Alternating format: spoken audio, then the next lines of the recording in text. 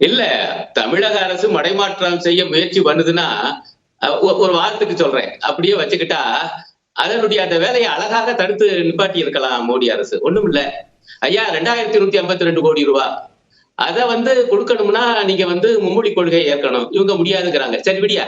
அத அடுத்து பேசிக்குவோம். இந்த 2152 ரூபாய் குடுக்குறேன்யா. விஷயம் முடிஞ்சு வச்சுல. ஏங்க அவங்க மடைமாற்ற முயற்சி பண்றாங்கன்னா, நீங்க ஏங்க அதுக்கு வாய்ப்பு தர்றீங்க? அது சமக்ரா சிக்ஷான் என்று ஒருங்கிணைந்த பள்ளி கல்வி திட்டம்.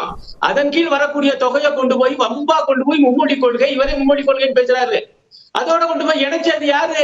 மோடி அரசு. செஞ்சது கூட நீங்க. அப்புறம் அவர் ஏத்து பேச மாட்டாரா? இதுக்கான ஆரம்பம் யார் செஞ்சது? என்ன பேசுறாரு?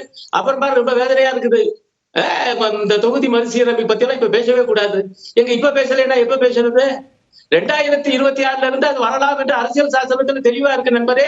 இன்னும் 9 மாசம் தான் இருக்கு.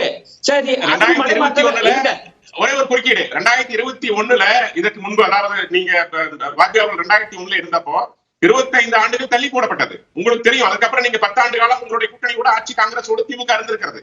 அப்பெல்லாம் இந்த அறிவு வரவில்லையா? அப்பெல்லாம் இந்த மக்கள் தொகை அதிகமாகி விட்டது, வடக்குல குறைக்கணும், காங்கிரஸ்க்கு நீங்க அந்த டாபிக்ல போவேனா திரு ஜே கே நாகராஜ்? நம்ம அந்த டாபிக்ல போவேனா? இத பத்தி மட்டும் பேசுவோம். சொல்றாரு, அதனால கேக்குறேன். நாகராஜ் அந்த டாபிக்ல ரொம்ப டீப்பா போக வேண்டாம். திரு அருண் இல்ல அவரு கேட்டதுனால நான் சொல்றேன். அதெல்லாம் பிரச்சனை இல்ல, முடிச்சற பிரச்சனை இல்லைன்னா அவர் கேள்வி கேட்க அவரே பேசி போறாரு. இல்லங்க 2026 வரும்போது தானே இப்ப பேசினாலே தப்புங்கிறீங்க. அப்ப ஏன் பேசல கேட்கறது என்னங்க அபத்தமான வாதமா இருக்கு? சார், இன்னும் பேச வேண்டிய பிரச்சனை நிறைய இருக்கு சார். நான் சொன்னேன் பேச வேண்டிய பிரச்சனை நிறைய இருக்கு. அரசு ஊழியர் ஓய்வூதிய திட்டம் இருக்கு.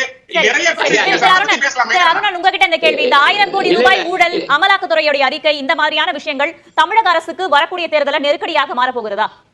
இல்ல நான் முடிச்சிருவேன். ஒரே ஒரு பாயிண்ட் தான் ஐயா. இப்போதைக்கு தொகுதி மறுசீரமைப்பு கிடையாது என்று மோடி அரசை சொல்லுங்க. உண்டுன்னு சொல்லி அமித்ஷா இப்ப கோயம்புத்தூர்ல பேசித்தான் இவ்வளவு விவகாரம். ஆகவே அவங்க மடைமாட்டாங்கன்னா அதுக்கான வாய்ப்புகளை எடுத்து தர்றது முடிச்சு வச்சு. அதுதான் அந்த பாயிண்ட் தான் சொல்ல வர்றேன். இப்ப இந்த 1000 கோடி விவகாரத்துக்கு வர்றேன். இப்ப நான் என்ன கேக்குறேன், ஊழலை ஒழிக்கணும் என்பதுல மோடி அரசுக்கு அக்கறை இல்லைங்கிறேன் நான். அமலாக்கத்துறைக்கு இல்லைங்கிறேன் நான். அவங்க இந்த விஷயத்தை பூரா பாஜக அல்லாத ஆட்சிகளை மிரட்டுவதற்கும் அப்புறம் அவங்களை பணிய வைக்கிறதுக்கும் முடிஞ்சா அவங்க பேரை கெடுக்கிறதுக்கான வேலையை செய்யறாங்க.